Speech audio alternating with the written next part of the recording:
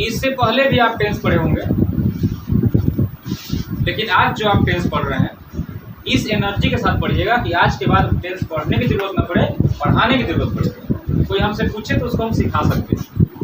अब आपका वो समय नहीं रहा कि आपको हम टेंस में बताएंगे कि टेंस 3 तरह का होता है, प्रेजेंट टेंस होता है, पास्ट टेंस होता है, फ्यूचर टेंस होता है। अब आपको अभी नहीं बताएंगे कि टेंस जो अभी चल रहा है उसको प्रेजेंट टेंस कहते हैं, जो बीत गया उसको पास्ट टेंस कहते हैं, जो फ्यूचर आने वाला है उसको फ्यूचर टेंस कहते हैं। अब आपको ये नहीं बताएंगे हम कि प्रेजेंट टेंस में है लगता है, पास्ट टेंस में था लगता है और फ्यूचर टेंस में ग गा गई इत्यादि लगता है। अब आपको हम ये नहीं बताएंगे कि तीनों टेंस के 4-4 भाग होते हैं और 12 टोटल प्रकार होता है टेंस का। हालांकि सब बताइए तो इसका डेफिनेशन हम लोग इस तरह से लिखेंगे, the study of verbs with time is called tense. कोई भी बच्चा, कमजोर से कमजोर बच्चा भी इसको समझ सकता है, इसको बढ़िया समझिए। The study of verbs with time is called tense. Study का मतलब होता है अध्ययन करना, हर मतलब होता है क्रिया, विथ मतलब होता है के साथ, टाइम का मतलब समय और कॉल्ड का मतलब कहा जाता है टेंस। इसको और बढ़िया समझिए, द स्टडी ऑफ verbs मतलब कि किसका अध्ययन, क्रिया का अध्ययन, किसके साथ, समय के साथ, उसी को हम लोग क्या बोलते हैं, इसको हम लोग हिंदी में कह सकते हैं कि समय के साथ क्रिया के अध्ययन को टेंस कहते हैं। समय के साथ क्रिया के अध्ययन, कोई दिक्कत? द स्टडी ऑफ verbs माने क्रिया के अध्ययन को समय के साथ टेंस कहते हैं। तो उसको बढ़िया सजा के लिख सकते हैं कि समय के साथ क्रिया के अध्ययन को टेंस कहते हैं। आप लोग में से किसी को कोई सवाल पूछना है क्या इसमें? कोई दिक्कत नहीं ना है? बात करते हैं प्रेजेंट इंडेफिनिट टेंस। कोई दिक्कत? प्रेजेंट इंडेफिनिट टेंस सबसे पहले किसे कहते हैं? बहुत लोग इसका डेफिनेशन देते हैं कि ऐसे वाक्य जिसके अंत में क्रिया के अंत में ता है, ती है लगता है, प्रेजेंट इंडेफिनिट टेंस कहलाता है। लेकिन इसका डेफिनेशन सिर्फ इतना ही नहीं है, बल्कि इसके आगे भी आपको बोलना होगा कि प्रेजेंट इंडेफिनिट टेंस के माध्यम से हम लोग हैबिट का बोध कराते हैं, माने हैबिट को बताते हैं। आदत का भी बोध होता है प्रेजेंट इंडेफिनिट टेंस के माध्यम से। जैसे वह आम खाता है, यानी कि वो आम खाने का जो क्रिया है ना वो हमेशा करता है या उसका आदत है। वो दीनदयाल सर इंग्लिश पढ़ाते हैं तो एक ही दिन पढ़ाते हैं कि हैबिट है उनका पढ़ाने? वह लोटा लेके जाता है, साल भर में एक बार जाता है, रोज सवेरे सवेरे जाता है। हालांकि ये स्वच्छ भारत अभियान के खिलाफ है, सब लोग समझ रहे हैं, तो उसका आप लोग ध्यान रखें। प्रेजेंट इंडेफिनिट टेंस का सबसे पहले हम लोग आइडेंटिफिकेशन जानेंगे।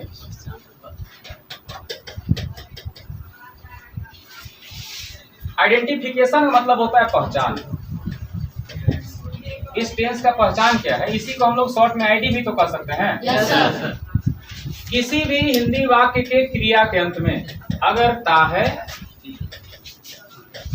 ती है, ते है, ईटीसी लगा होता है तो प्रेजेंट इंडेफिनिट टेंस के अंतर्गत वो वाक्य आता है। इसमें जो हेल्पिंग वर्ब होगा, हेल्पिंग वर्ब को शॉर्ट में हम लोग एच भी लिख सकते हैं। एच मतलब हेल्पिंग, भी मतलब हेल्पिंग वर्ब किसे कहते हैं, बात आता है। हेल्पिंग वर्ब को हिंदी में हम लोग सहायक क्रिया कहते हैं। देखिए एक होता है मेन वर्ब, एक होता है हेल्पिंग वर्ब। तो मेन वर्ब क्या होता है, हेल्पिंग वर्ब क्या होता है, इसमें हम लोग अंतर को समझते हैं। देखिए जितना भी is, am, are, was, were, do, did इत्यादि है, ये सभी क्या है, हेल्पिंग वर्ब। लेकिन खाना, नाचना, गाना, बोलना ये सभी मेन वर्ब कहते हैं। डांस, स्पीक, ईट ये सब मेन वर्ब है। अब आप लोग पहचानिएगा कि मेन वर्ब किसे कहते हैं और हेल्पिंग वर्ब इसमें से कौन है, देखना ध्यान से।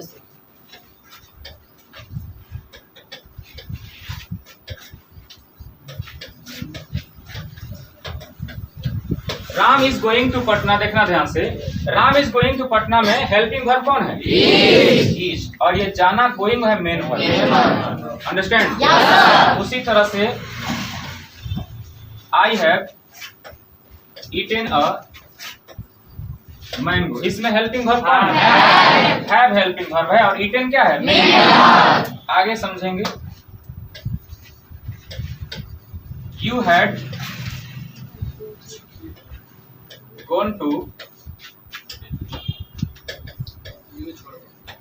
दिल्ली। इसमें हेल्पिंग वर्ब कौन है? और गॉन क्या है? तो हेल्पिंग वर्ब मेन वर्ब आप लोग समझ गए? जैसे अगर ऐसा रहेगा आई कैन स्पीक, इसमें हेल्पिंग वर्ब कौन है? मेन वर्ब कौन है?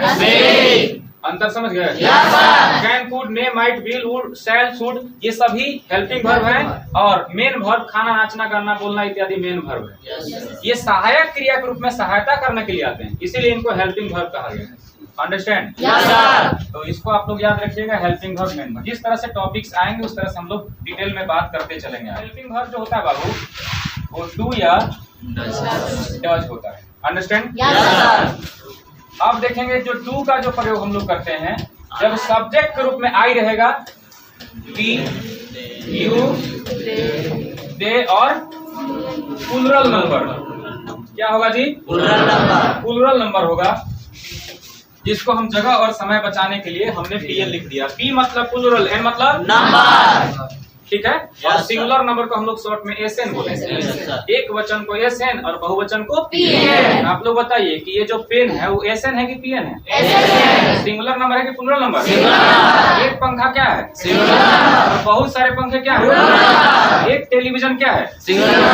शॉर्ट में क्या बोलेंगे? एसएन। क्या बोलेंगे? एसएन। एक शिक्षक क्या है? एसएन। आप लोग बहुत सारे विद्यार्थी, याद रहेगा ना? एक रहेगा तो एसएन और बहुत सारे रहेंगे तो पीएन। तो सिंगुलर नंबर को बताने के लिए एसएन का और प्लूरल नंबर को पीएन का। उसी तरह से जो डज हम लोग लिखेंगे, इसको हम लोग ही, सी और सिंगुलर नंबर, नेम नहीं, एक वचन, ही, सी, इट और एक वचन के साथ, नेम नहीं रहेगा। और माने आप लोग इंसान के नाम की हमेशा बात सोचते हैं ना, ऐसा नहीं है, कोई एक होना चाहिए, सिंगुलर होना चाहिए। अब इसके बाद ये सब जब सब्जेक्ट रूप में रहेगा तो इस तरह से प्रयोग करना है। अब हम लोग स्ट्रक्चर की बात करेंगे। स्ट्रक्चर मीन्स बनावट या संरचना।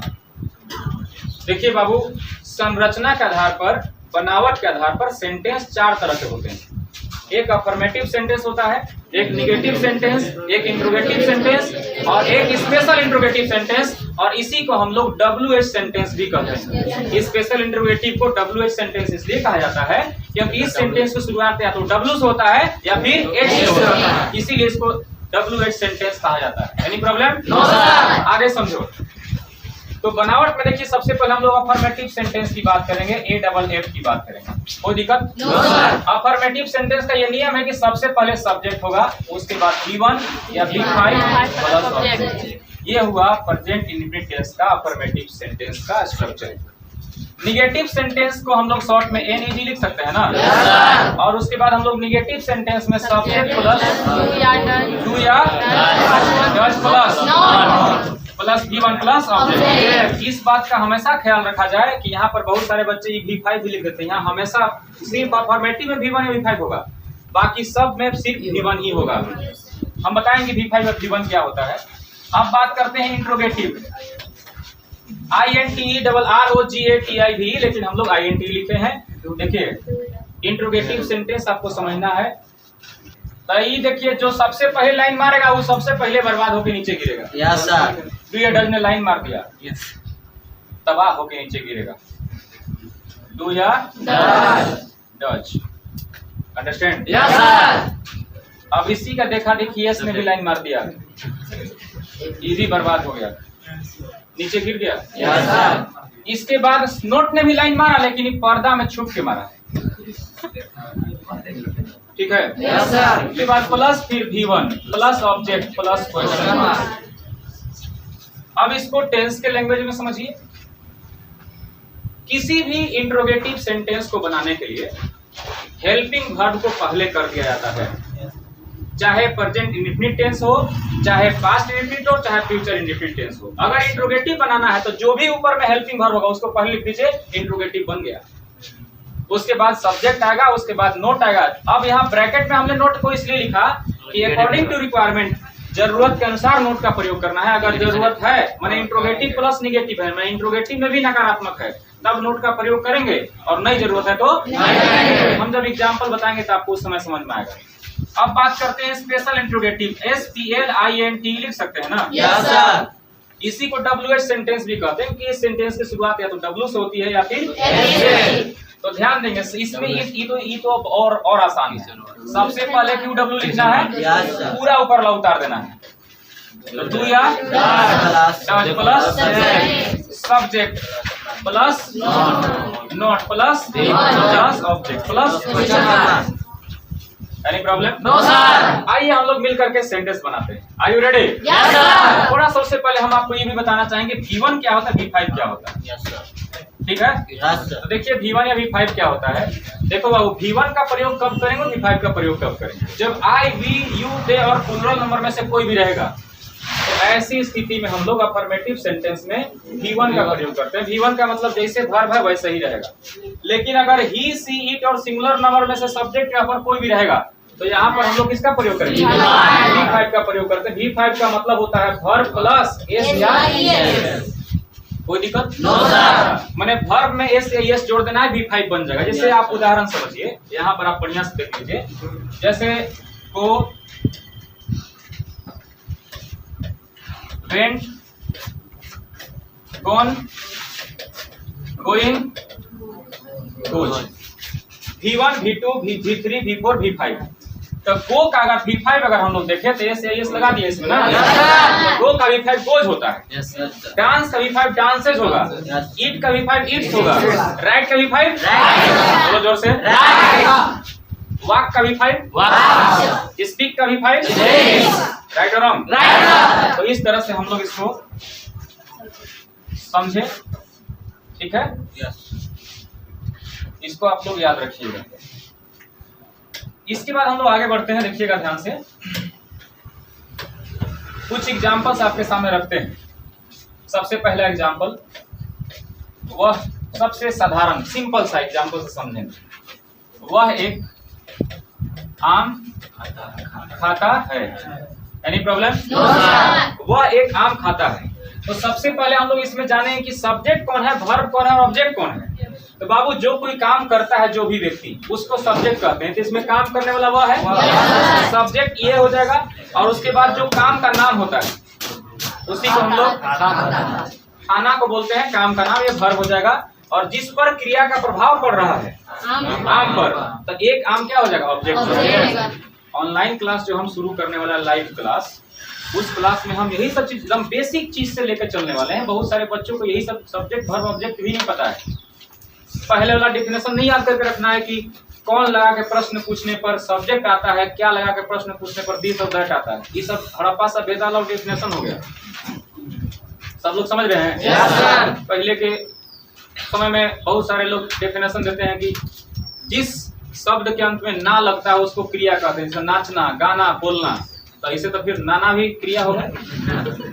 बोलो जोर से। yes, sir। तो नाना क्रिया नहीं ना हो सकते हैं? no, नाना क्या है, नाउन। बोलो जोर से। yes, खाना, नाचना, गाना, बोलना, तो ऊपर में जोड़ दिया आगे नाना, तो गलत हो जाएगा ना। yes, sir। तो समय के अनुसार चेंज करना है। अब जमाना दूसरा ना बदल गया। yes, sir। लाठी का जमाना है कि रिवॉल्वर के? जींस के जमाना है कि धोती के? वो फाटल। सब लोग समझ रहे हैं? yes, जिसमें कि हवा लीकेज करते रहे। yes, गर्मी में आपको आरामदायक भी फील होगा। जब आरामदायक फील करना है तो धोती पहन लीजिए, हवा चारों तरफ से लगता है।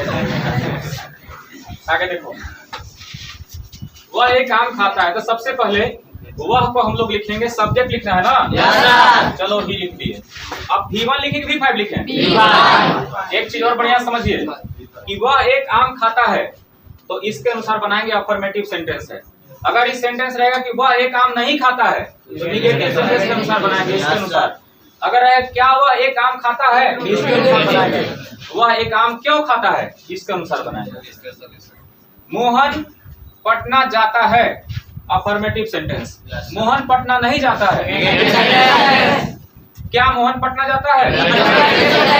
और मोहन पटना क्यों जाता है? किसी को कोई दिक्कत? तो वह एक आम खाता है, अफर्मेटिव सेंटेंस है, इसके अनुसार बनेगा। तो ही और ही के बाद V1 की V5, तो V5 में बताओ खाना का V5 क्या होगा? ईट में लगा देना है ना, ही ईट्स। और उसके बाद ऑब्जेक्ट क्या होगा? MANGO, mango, he eats a mango. अब इसके बाद ध्यान देंगे, आगे बढ़िए। अगर इसी को अगर हम लोग को निगेटिव बनाना होगा, जैसे वह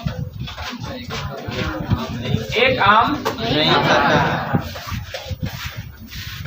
नहीं खाता है, ठीक है जी? Yes sir. वह एक आम नहीं खाता है, तो वह का इंग्लिश सबसे पहले ही लिखेंगे। Yes sir. आप लोग बताइए अफर्मेटिव है कि नेगेटिव है? नेगेटिव। इसके अनुसार बनेगा ना? Yes sir. तो सब्जेक्ट ही लिख दिए। अब डू लिखेंगे डज लिखेंगे?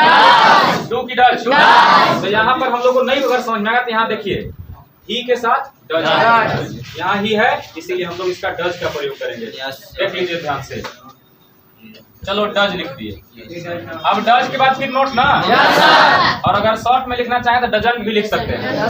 फिर V1, तो खाना का V1 क्या होगा? इसमें कुछ नहीं लगाना। और फिर ऑब्जेक्ट क्या होगा? A mango. कोई दिक्कत? No sir. आगे समझिए। अब इसी को हम लोग इंट्रोगेटिव बनाएंगे, तो क्या लगा दीजिए पहले? क्या वह एक आम खाता है?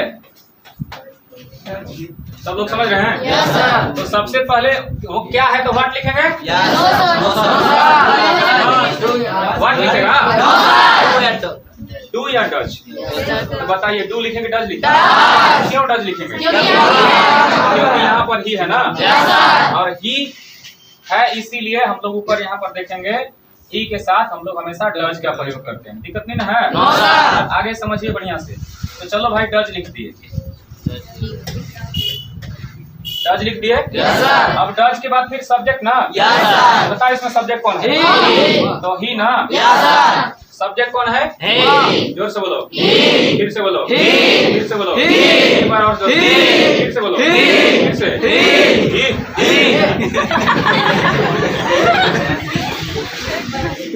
तो दीनदयाल इंग्लिश क्लासेस पढ़ने से ये फायदा है, गांव का ही फीलिंग आते रहे।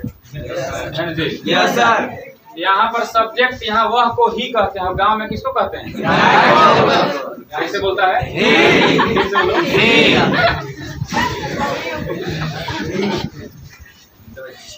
ठीक है ना? आगे देखिए। आप लोग इसमें से कितने लोग गाय चराए हैं? शर्माना लगा रहा है। चलिए हाथ नीचे करते हैं। आप लोग के कंपनी में हम हैं, तो मुझे भी इसका सौभाग्य प्राप्त हुआ है गाय की सेवा करने। ठीक है, तो डज ही लिख दिए। बताओ वो नोट लिखेंगे? नहीं लिखेंगे, इसमें नहीं। अगर यही सेंटेंस ऐसे होता है क्या वह एक आम नहीं खाता है तब नोट लगाते, लेकिन इसमें नहीं ना है, नोट का प्रयोग उस समय बताया था ना कि अकॉर्डिंग टू रिक्वायरमेंट, जरूरत के अनुसार प्रयोग करेंगे। यहाँ पर आप देख लीजिए जरूरत नहीं है तो नहीं लिखेंगे। उसके बाद डायरेक्ट V1 तो ईट होगा ना, ईट के बाद ऑब्जेक्ट क्या होगा? A mango. ठीक, इंट्रोगेटिव हो गया।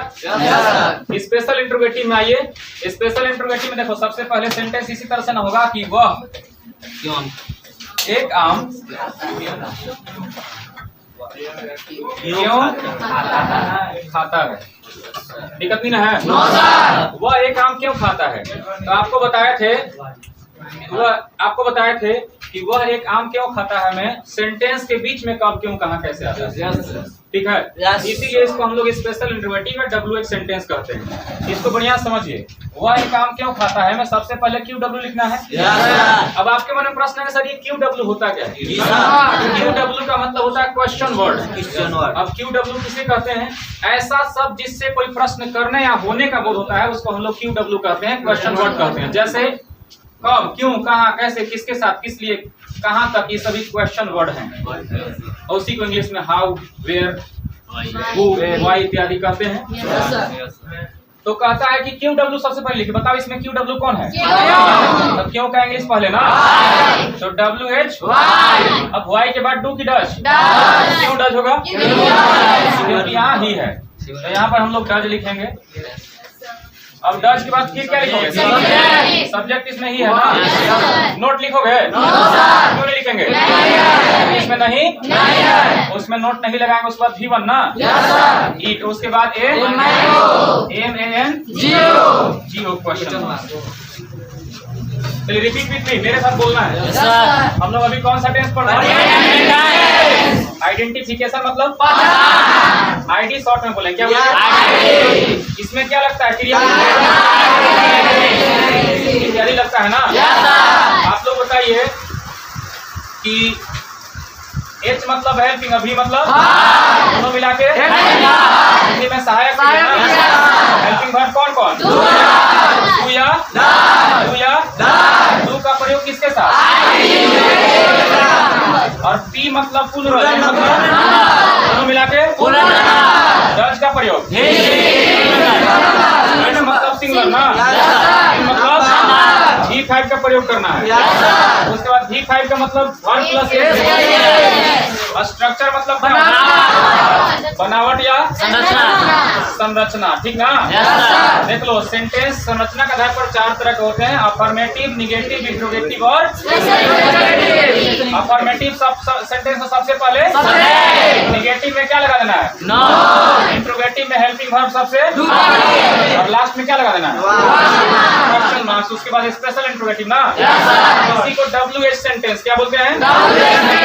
और QW सबसे पहले मतलब क्वेश्चन, W मतलब दोनों मिलाकर क्वेश्चन वर्ड ना। लास्ट में क्या लगाना है? बाकी सब ऊपर ला उतार देना है ना। वह एक आम खाता है, अफर्मेटिव की निगेटिव, फिर से बोलो। और वह एक आम नहीं खाता है, कौन सा? क्या वह एक आम खाता है? और वह एक आम क्यों खाता है? ध्यान से देखेंगे, आप लोग देखिएगा ध्यान से। अफर्मेटिव है तो सबसे पहले सब्जेक्ट लिखे, V1 V5 में से V5 लिखे, और उसके बाद जब निगेटिव हुआ तो डज के बाद क्या लगा देना है ना। इंट्रोगेटिव में डू या डज सबसे, और फिर जब कब क्यों कहाँ कैसे रहा तो इसी का इंग्लिश सबसे पहले लिख देना है। यहाँ पर क्यों था तो व्हाई लिखा, अगर यहाँ कब होता तो क्या लिखते? क्या रहा था तो क्या लिखते? Any problem? तो अगर हम 4 तरीका बता दिए तो आप इससे आप 40 सेंटेंस जरूर बना सकते हैं। बना सकते हैं ना। तो आप लोग मेरे साथ रिपीट कीजिएगा। हम हिंदी बोलते हैं, आपको इंग्लिश बोलना है। Are you ready?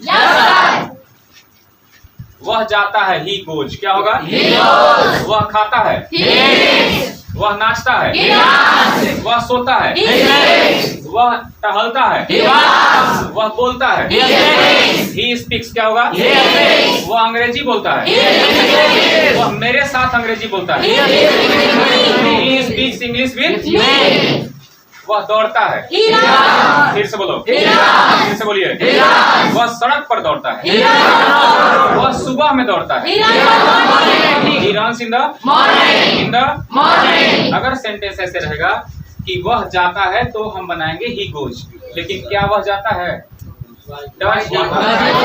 फिर से बोलो, go। Does he? क्या वह लिखता है? बोलो जी। क्या वह सोता है? क्या वह नाचता है? क्या वह टहलता है? Any problem? लेकिन अगर ऐसे रहे, क्या मैं नाचता हूँ तो डू आई डांस। फिर से बोलो, क्या मैं लिखता हूँ? फिर से बोलो। और रहेगा मैं क्यों लिखता हूँ तो व्हाई डू आई राइट। फिर से बोलो, मैं क्यों जाता हूँ? व्हाई डू आई गो। फिर से बोलिए, फिर से बोलो, मैं क्यों लिखता हूँ? व्हाई डू आई, मैं क्यों खाता हूँ? मैं एक आम क्यों खाता हूँ?